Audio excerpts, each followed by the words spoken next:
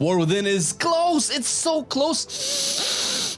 Can smell it. And it's of course coming with the new system, the hero talents, and which one is the best, because that's what we are going to be talking about today. Looking at all of the hero talents for the DPS and ranking them based on how cool they are, how good they feel to play with, and how much they embody the class, fantasy, and flavor. Looking at the numbers is a little bit pointless. We're gonna be looking at how cool, fun, and amazing they are designed. We're gonna be starting off quick with Frost Death Knight. And depending on when you watch this video, you might know Frost DK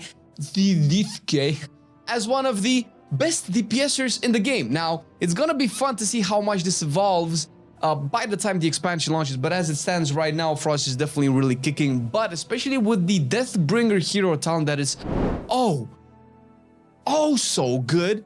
And it does a lot of damage, since it kind of has to do a lot of damage because there's not really much else going on with this hero talent, as opposed to Rite of the Apocalypse that has all sorts of little cogwheels within its machine where you can fight on a damn horse. Dude, people who are leveling Death Knight in the War Within are going to be so happy to level fully on a mount, because mounts don't really work in the dungeons and in the raids. You can get Death Charger though from the Rider of the Apocalypse and have like a 10-second Divine Steed type thing where you're just super fast.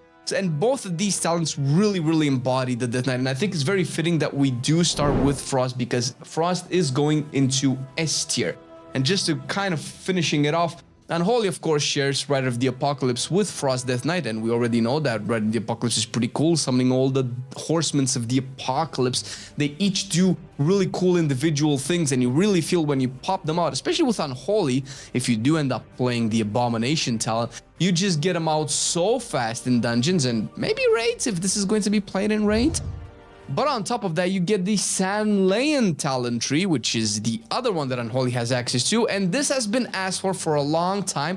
With the Wrath of the Lich King faction, the Sanlean undead, dead elves, vampires coming in, and this is very blood themed. It's a lot of sustain going into it. You have a blood beast that explodes in damage and healing to you. Now, it is really cool. It definitely feels like Sanlean is more for Blood Death Knight than it is for Unholy Death Knight, and it's not like Unholy is gonna feel very bad with it, considering that you have this mechanic of Essence of the Blood Queen, where you just keep up your haste buff for as long as possible with Vampiric Strike. That kind of matters a little bit for Unholy, and it definitely matches a little bit with its fantasy. It's not that bad, but it's still going to go into S tier because it is just a winner across the board. You're gonna be happy playing Unholy DK, because that's what you get when you make the right choice in your class and spec for the hero talent, which is a very important choice to make. But also, one of the most important choices you will ever make is to start taking care of your mental health. And today's sponsor will get you started on that journey. Mental health is very important to us, and you may or may not know, we also sought it out in our lives. Personally, I was dealing with some issues that I wanted help with, considering my mental state some years ago, where I had, I'm not gonna go into too many details since it is a little bit personal, but I was struggling a little bit with depression and a little bit with self-worth and self-confidence and things like that. And I did go to a therapist for 2-3 years, I believe, and talking about all of the stuff in my head and just getting it out there made it so much better for me to hear my own thoughts, if that makes any sense. And having someone listen to you just makes it so much better to accept who you are, accept what you need to change about yourself, if that's something that you have to come to the conclusion of. And it helped me change my perspective on life. It really improved my life to an incredible degree. I cannot state how grateful I am for having sought mental health, and I cannot recommend it enough. And BetterHelp comes in to help you get started by connecting you with a credentialed therapist who is trained to listen to you and give you helpful and unbiased advice. The process can all happen on your phone or computer, either through a phone call, video chat, or messaging, to make sure you are comfortable and taking the easiest route towards talking to a therapist. To get started and connect to a therapist right away, usually within 48 hours, click the link below to get a special discount for your first month. We cannot stress enough how important a healthy mind is, and we are super grateful to be sponsored by BetterHelp. And speaking of seeking help, I think Havoc has been seeking help for quite a while when it comes to its design of the hero talents. It's not as bad as people mean it to be. Felscarred, especially after it's been buffed, because although numbers are not really important, it does paint the picture of how the spec is supposed to feel and perform. Not to mention that they did tweak some of the demon surges, which is the big explosion that you get with Felscarred whenever you use one of your empowered abilities. Does make you feel like Havoc, actually, funnily enough, because they do line up with the inertia or momentum type windows where you want to pair these up for some burst damage. Very Havoc themed, and the empowered abilities are really, really cool. The Eldrachi, or Eldraki, how people call it, is a little bit less thematic, although it does revolve around you throwing a glaive around, and it has some working arounds with how the Thrill of the Hunt works and how the dance between your abilities to empower your own damage works. It's a little bit more passive, it has almost no visuals, and that's probably one of the main issues. Overall, Havoc has been a little bit meh for me in terms of the fantasy. Felscarred definitely does a lot of the heavy lifting for Demon Hunter, and Eldrachi is not that bad, but it's definitely not on the same level as Death Knight. Balanced Druid is going to be using Elun's Chosen and Keeper of the Grove, which have been talents that were very iconic for Druids across the years in terms of their theme. And they have been worked on since their release because they were a little bit poorly received. And right now, they're not terrible, but they're not as amazing either, as you probably might expect from a class as iconic as a Druid. Whenever you have something that says Keeper of the Grove, which we know is the title that Cenarius has, one of the biggest lore characters in the World of Warcraft, that has been a hero in Warcraft 3. If you have been playing the game, it will be very familiar to you. But having pets incorporated into your rotation isn't something that balanced druids are necessarily expecting to go through. And thankfully, a lot of the stuff happens after you summon them, so you're not super reliant on the pet AI that a lot of pet classes have been complaining about over the years. But to be fair, compared to everything else that we have, I will still probably consider it a meh overall spec when it comes to hero talents. Neither does Elun's Chosen, even though it's very moon-ish with a lot of Fury of Eluns and things like that. Neither that nor the trees are particularly interesting, and anything amazing that Balance can do. I feel like they could use a lot more iterations to make this really cool. And there will be a trend that you will see here, and I believe Feral will follow up that trend as well. Feral has Wild Stalker and Keeper of the Grove. Now, I don't know if it's better or worse than Balanced Druid because it plays better than Balanced Druid, but Wild Stalker is significantly more passive, and it is actually the one that feels really good to play because actually it doesn't really change or add anything significant to your rotation, into your playstyles when it comes to procs or anything like that. It just plays like good old Feral. And good old Feral is pretty fun to play, but that's not really what you're looking for, is it, when you're looking at a hero talent tree? Wild Stalker doesn't really do anything Wild Stalkery. It's just vines that put bleeds on targets, and that's about it. It's incredibly lackluster and underwhelming.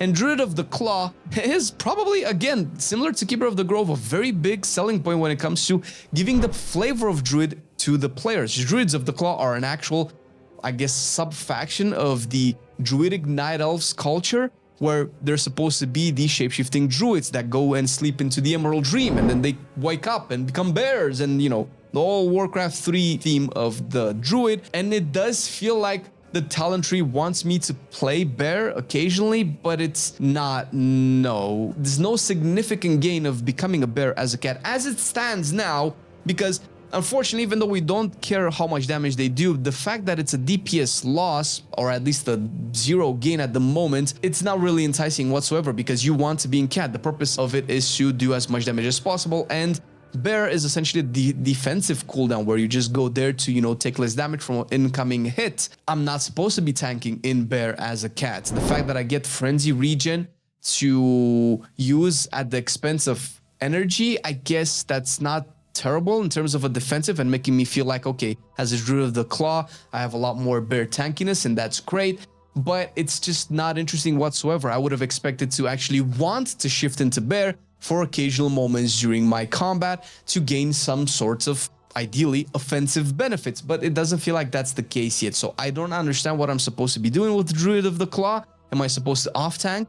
Am I supposed to just survive more? Is this a whole just be tankier type talent tree? Because that is not what I'm looking for whenever I pick up Feral to play. Devastation, on the other hand, has been very surprising when it comes to what it can do with the hero talent, and it has been an amazing and fun experience with Scale Commander and Flame Shaper. Oh my god, they embody the exact two things that I love about Evoker the most, even though I'm, you know, still a little bit salty on the class as well in terms of the aesthetics, because it is still a lizard, but I will actually consider just ranking them based on hero talents, not by my own personal bias towards their aesthetics. And hero talents are an at least A tier. I'm hesitant to put them into S tier at the moment because it's kind of not yet, it didn't earn its place in the class flavor part of the lore of Warcraft, right? The way that Rider of the Apocalypse might have earned its place there into the S tier. However, Scale Commander just makes Deep Breath so much better, plus with every other thing that it does behind the scenes with bombardments mechanics and all of that. But being able to have, first of all, control over your Deep Breath and kind of aiming it around just makes it so much better. Same for Augmentation, but we're going to get to that eventually. But it just feels so much better to feel like it's an impactful cooldown in your rotation now. Not to mention Flame Shaper is just what you want your dragon to be, just spewing out flames and fire all over the place. Now, personally, I've been playing Flame Shaper with Firestorm and playing a lot of fires and pyres that proc a lot of things. Feels so incredibly fun. I really do hope that this is balanced enough where Firestorm actually becomes an important part of your rotation, because it's kind of been very undertuned throughout Dragonflight, and even now on beta I barely see Devastations play Firestorm, so I'm not sure if it's tuned properly just yet. But if it does end up being tuned with the procs from Pyre, you're gonna love Flame Shaper so much.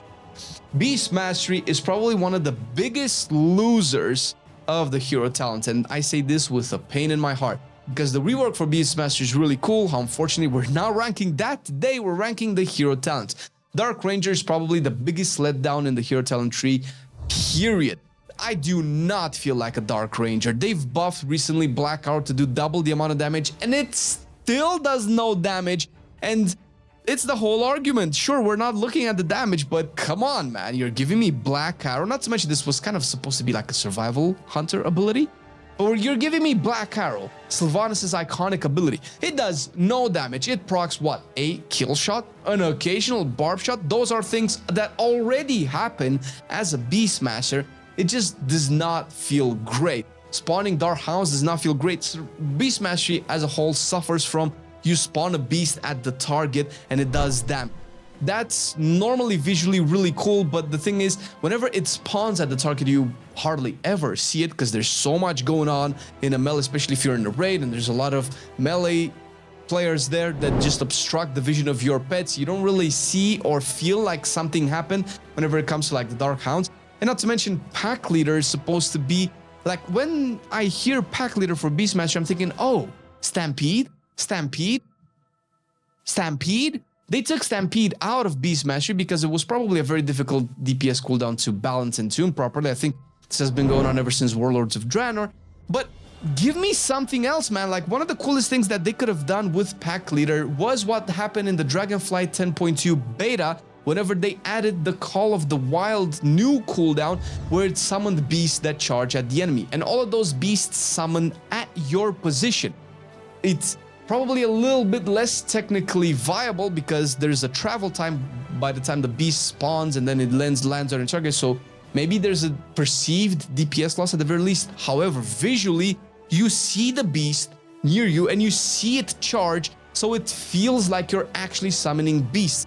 Pack Leader does nothing like that, plus Pack Leader just focuses around a lot on kill command, which, great, that's a pretty big part of Beast Mastery's toolkit, but it's not a visually impactful thing whatsoever. I don't feel like me and my pet are giga on roids now. It's nothing. So unfortunately for me, Beast Mastery is going into the D tier. Definitely terrible. Marksmanship is a little bit better than Beast Mastery. It still has Dark Ranger, which does nothing for it, and you would expect this to impact Marksmanship the most. Marksmanship is just really cool on its own and does not need Dark Ranger to actually play well. But Sentinel, at least it's a little bit more interesting. It does embody the fantasy of the Night Elven Ranger culture, where you summon an owl and it just does damage here. It doesn't really do what the owl would normally do, where you would probably use it for scouting purposes. However, it does do some damage, and you kind of really feel like a Sentinel, but overall it's still entirely passive. And even though I love the Hunter specs to death, I will put it into C tier just because Sentinel is slightly better, but still a long shot from the other hero talent trees. Survival will probably go into the same category as Marksmanship. Pack Leader is still pretty terrible in terms of a talent tree. Maybe I like Kill Command on Survival. I don't think I like it more than I do on Beast Mastery, considering that it's a generator for Survival, and generators are probably not going to be doing a lot of damage, so they don't feel very impactful in your kit. And Sentinel is actually way better, and it actually elevates Survival to a new level when you just use bombs a lot and you spawn those owls. And I so hate ranking Survival so low because it plays so well, but it plays so well despite its hero talents, and I hope that we see another look at all of these. We're getting into the mage specs, and we're starting off with Arcane. First of all, Arcane is a clear winner for me. Now, I don't know where it would go, in front or behind Death Knight. I think Mage and Death Knights are probably the biggest winners in terms of hero talents. Now, for Arcane, you have Spell Slinger and Sun Fury. Spell Slinger is probably one of the most visually impressive hero talents to boot, where you have so many arcane type animations that go on that just feel incredible. And not to mention that Spellslinger is probably the best hero talent to play when it comes to how it feels, with how it deals with its procs and how it matches with your rotation, just elevating Arcane to a whole new level in terms of gameplay. I feel like however Spellslinger plays feels like it's the future of WoW combat and game, and that's why it's ranked so high. While Sun Fury, obviously it's very iconic. You summon a Phoenix. It's a little bit more Fire Magey themed, but it is an Arcane Phoenix. And to be fair, if you really think about Kael'thas, he was a Fire/Arcane type mage when you think about how his fantasy kind of revolves around. So it doesn't really impact it too much, like the way Dark Ranger doesn't really make sense for Beast Mastery, where it would probably make more sense for Sentinel. Sun Fury is just way better, and when you spawn that Phoenix and it does these big spells that just explode on the enemy, it feels incredibly fun to play, but its Spellslinger is just a little bit better. Similar with Fire Mage, I will put it maybe a little bit behind the Death Knights. I'm gonna give the Death Knights their due. Frostfire is very good, and it plays really well, a little bit better than Sun Fury, I might add, but the visual are a little bit less impactful. Sure, you have some comets, and whenever you use Meteor, you spawn some ice comets, which is great because that's not something that you would expect a Fire Mage to do. And Frostfire Bolt is a really neat and slick and smart animation, but it's very tiny, and you really don't have time to watch the actual effect go through. However, the procs of Hyperthermia just make it so incredible, and it just gives that Fire Mage that extra kick that you would expect from being a Sun Fury Fire Mage. Overall, top tier, top tier. Frost Mage is probably still, like, if I would have to rank it overall, it would probably be A tier because the actual spec itself is fine, but it doesn't play as well as Fire and Arcane. However, the hero talents are just still really good. Frostfire feels actually even better on Frost Mage than it does on Fire Mage for some weird reason. Maybe because you might care about Frostbolt more than you might care about Fireball, to be fair. And obviously when you use your Ice Comet, you spawn meters, which is still really great. And I feel like it probably elevates Frost Mage to a little bit more depth than it normally has, and that's really great. And Spellslinger also in the same vein. All of these hero talents just make Frost be a little bit better, from a little bit of a bland version of Mage to something that's really actually fun. And because the hero talents are so good, that's why it's going to be into S tier. Windwalker Monk. Oh, dude. So Windwalker is, again, one of those classes that plays so well, but the hero talents are so incredibly underwhelming. I will rank it into C tier just because I feel like Shadowpan is a travesty to hero talents designed everywhere, since I'm supposed to feel like I'm embodying the teachings of Terran Zoo, but that's so passive. Nothing really happens. You don't even know you're using Shadowpan talents, and you kind of not really even for Conduit of the Celestials, since outside of the extra ability, which is kind of nice to use, you don't really feel... Well, maybe Conduit of the Celestial is a little bit better because you do focus a lot more on Zuen. You might see Zuen proc a little bit more, and that's really great. And when Zuen procs, it is a little bit of a bigger point in your rotation, so that feels slightly better than Shadowpan. But overall, however amazing Windwalker is to play, the hero talents just don't do it justice anymore. Ret Paladin, oh boy. Ret Paladin is probably A tier. It would have been S tier, but I feel like the S tier specs just do it a little bit better. Ret Paladin is an amazing class, don't get me wrong, and Templar is a very iconic hero talent, well, iconic flavor of a Paladin. I don't know if it has a lot of sense into WoW. Paladins are not that religious into WoW to make Templar make sense, but it is really cool, and Templar is a Paladin fantasy across all pretty much fantasy games. It's just a little bit underwhelming. It was really cool to play it at first, but seeing as how all of the other hero talents have evolved across the development of the War Within beta, Templar kind of stayed the same, which is not bad. It's still really fun, but it's kind of a little bit bland. Herald of the Sun, however, has taken a step up in terms of how awesome and fun it is to actually play, and it is the more interesting one to play for Ret Paladin. And you wouldn't believe that because you're thinking, well, Templar, I'm definitely a Templar, but Herald of the Sun, what is that? I don't even know what that is. But it just play like, even with whichever one you pick, they just play really well. Very similar to Devastation, where they just elevate the spec to a whole new level. It's just not quite S tier yet or at all. Shadow Priest is an interesting spec because Void Weaver is everything you ever wanted your Shadow Priest to be if you wanted to embrace the Void. Obviously, there's a kind of like a duality to Shadow Priest where you have Shadow and Void, and they feel like two different concepts, even though they might be one and the same. I'm still not sure on that, by the way, but Void Weaver just feels incredible. Having Void Torrent be castable while moving, that's great on its own, and spawning like this black hole that just sucks everything in, that alone would probably put it into S tier. But then we go to Archon, and man, I guess Archon is fine. And to be fair, a lot of the heavy lifting for Archon is done by Halo, where it's just an incredible, cool ability to use, where you see that Halo go forward and come back and forward and come back, and it's a shadowy version of Halo, since, you know, that's the Halo that Shadow has access to. The gameplay implications, however, are just, ugh.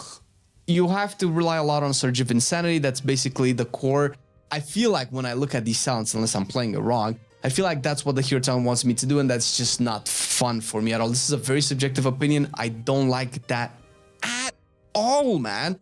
And that alone is a very boring and bland experience for me to play Shadow Priest. So Void Weaver is S tier.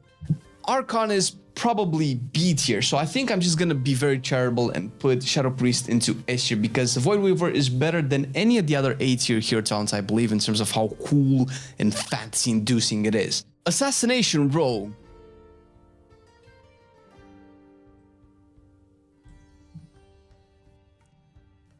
Dude, I don't know how they missed the mark so bad with Rogue in general.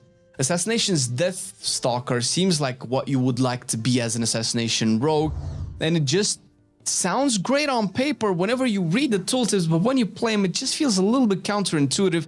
It feels like it's forcing you to do things that are already hard to do as Assassination, which is essentially multi-targeting, because you kind of lose a lot of value from Deathmark if you have to swap targets, or if the target becomes invulnerable or non-targetable. One really good example about this is Mists of Tyrannocyte first boss. If you want to put your death mark on the tree and, you know, build up all of that synergy, once the tree turns friendly, you kind of lose your hero talent. This type of mechanic is terrible to play. And not only is the hero talent in general very bland and boring, and Fatebound is just incredibly passive and coin flippy, I don't feel good playing any of the hero talents for Rogue at all. And unfortunately, Outlaw goes into the same... Well, I'll be a little bit more charitable, and even though I don't like coup de grace for Trickster, which is what Outlaw has access to, at least I don't have Deathstalker, so it feels like it plays a little bit better than Assassination, and that's just because Trickster is just probably the best hero talent tree for Rogue, which doesn't say much considering that's barely C tier compared to the rest of them, but at least I still feel kind of like Outlaw-ish. I'm a Trickster.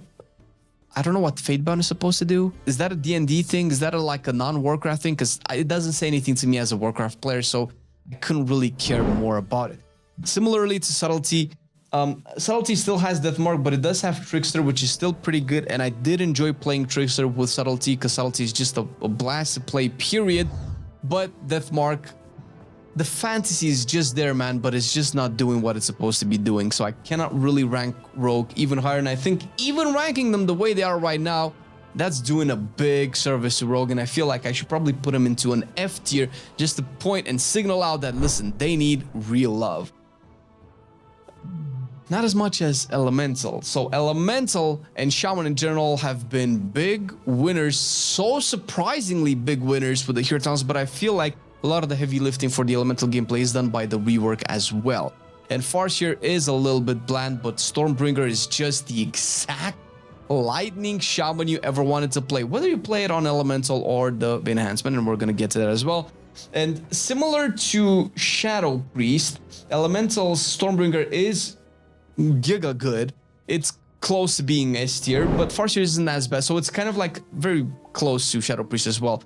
Stormbringer is maybe bottom S tier, is still really fun and embodies all the shamany things, especially with the lightning rods. Oh, so good. And Farseer is not terrible, but it's overall a boring hero talent. They did improve the visuals of the ancestors, so it kind of feels really cool when you see them, but they don't really do much.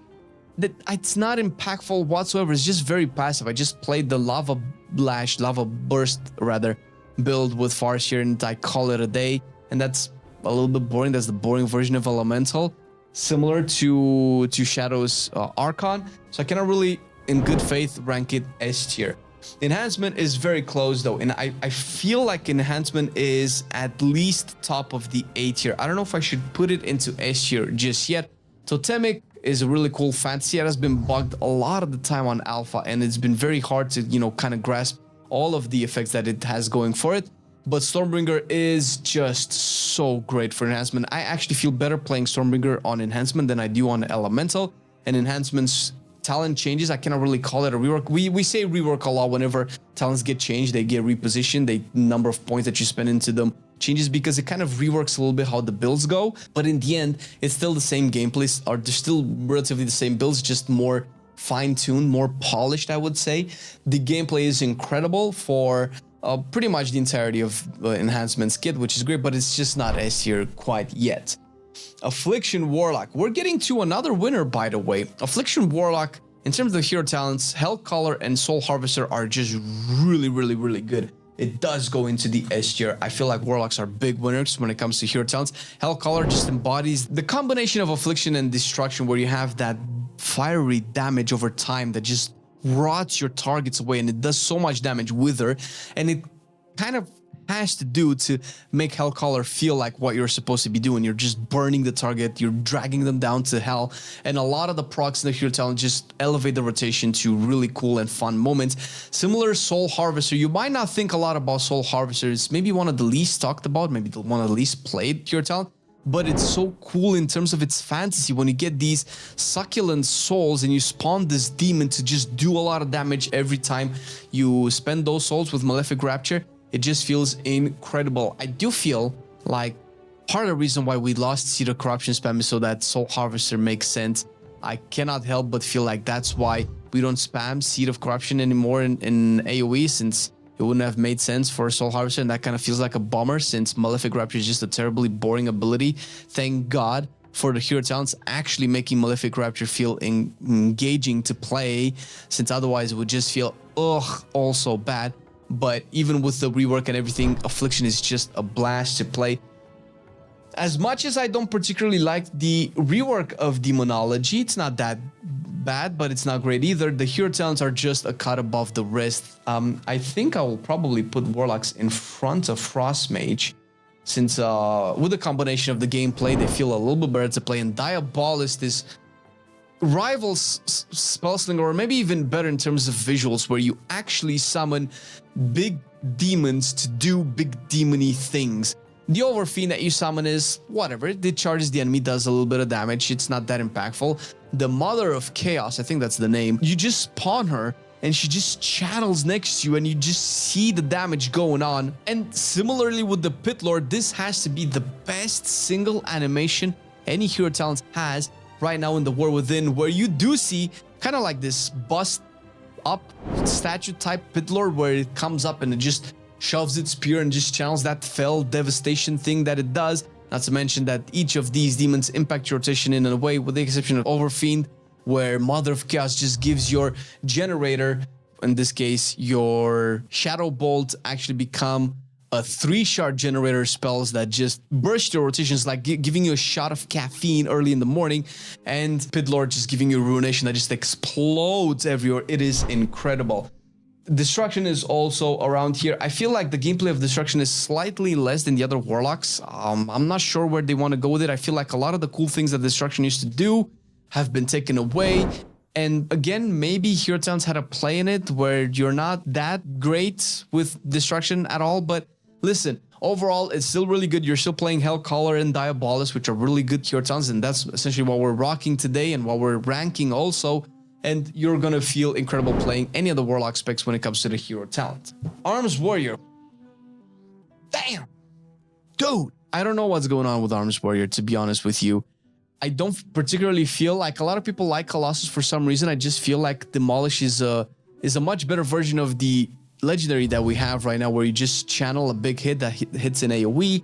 I feel like the more interesting part of Colossus is what actually goes into making Demolish so great, which is Colossal Might and other little buffers that you have for your warrior, but those cannot actually make Arms feel really good to play. Something about Arms just does not click. And Slayer is trying a little bit harder to make Warrior cool, and it does a little bit more for Fury, and we're gonna get to that. But Arms, unfortunately for me, is a D tier. I don't know where to put it in D tier. D tier is just overall the losers in the hero talent tree. I don't see... This has a lot to do with the rework for Arms as well, but I don't think the hero talents are doing it any justice. However cool they are, Arms just does not feel great to play with the hero talents. I don't feel like the gameplay is designed for somebody that likes Warrior, so I don't know where this is going. However, I do have to say that Fury is on a whole different level. I have been pleasantly surprised with how good Slayer Fury feels. And I would have expected Arms to feel that way in terms of the speed of the rotation, the impact of Blade Storm, the frequency of Blade Storms. It is so much more fun to play it on Fury than it is on Arms. I don't know what it is. But it's just way better. And Mountain Thane has been quite a joy to play, where you just replace your Whirlwind with Thunderclap and you're kind of like a budget Enhancement Shaman. That feels really great. So great that I don't know where to put it into A or B tier. And I think I'll put it into A tier. This has been the most surprising thing with Warrior, and it's the only hope that Warrior feels like it has in the War Within. It's way more fun than I expected, coupled with the rework of Fury, where you can actually play Odin's Fury. The fact that you can actually play Odin's Fury is kind of like the only reason why Fury Warrior is so high, because it just combines so well with the hero talents, where you just have DPS cooldown burst after DPS cooldown burst after DPS cooldown burst. It is an incredible playstyle. And Slayer has absolutely made me fall in love with Warrior again, and that's the kind of only thing that keeps Warrior up in the ranks whatsoever. Last but not least, Augmentation. As much as people don't like the simplistic playstyle of Augmentation, and I hear you, I feel you, it can get pretty boring. I feel like the hero talents just make it so much better. I'm gonna put it next to Devastation because I'm not an Augmentation fan, but I really enjoyed playing Scale Commander and Chrono Warden. I think they just add the flavor of dragon magic properly. If only I could actually be an actual dragon, dude, I would main the shit out of Evoker. But the playstyle of the hero talents are just on a whole different level, and I feel like Augmentation deserves its place all the way into A tier, where all of the really cool fun hero talents are. And after watching all of these hero talents get ranked and you still don't know what to pick for your main and hero talents are just not enough, make sure you check out our how to pick your main video, where we go over everything that you need to know in how to pick your main. Subjectively, of course, because everybody's different, but you'll at least have an easier time deciding which one to go for. Click it right here.